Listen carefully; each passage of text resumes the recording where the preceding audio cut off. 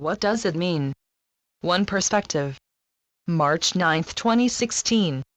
Today we are going, once again, to reiterate a few things that have become fairly common knowledge in your world over the last 50 years or so. And then we will apply this in a way that many of you have not quite realized yet. The knowledge is there. But as we suggest in the title, what does it mean? As you look around you, it is no longer much of a stretch for your imaginations to see that all you see is made up of molecules. It is not at all taxing for you to make the jump from there to seeing it all as collections of atoms. And it is almost automatic for most of you to understand from that these contain subatomic particles. Now that you are thinking in this manner, telling you that these can be correctly understood as waves of energy instead of particles would likely result in your thinking, of course. Not so long ago, this was crazy talk. So now, look around and realize that everything you see, including yourself, is one big field of energy. Do you realize also that a field of energy is a field of information?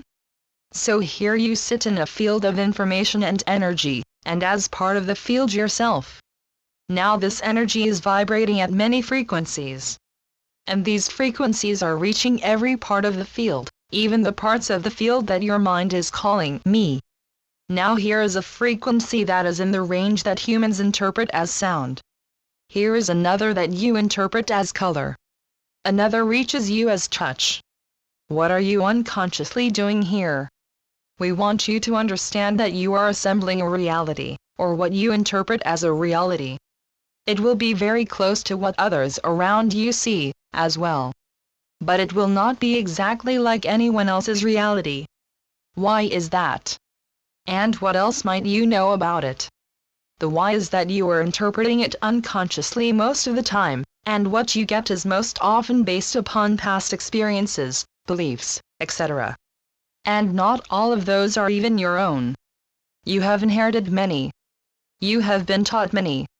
You have agreed with many others, either thoughtfully or through neglect to reason them out. But here is the point of the exercise. You are, in fact, co-creating everything that you see. It is neither your complete fault nor are you completely due all the kudos.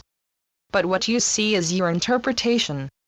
And your reaction is more important than what you are reacting to. And your awakening, dear friends, is your blossoming ability to understand this and to take control of it.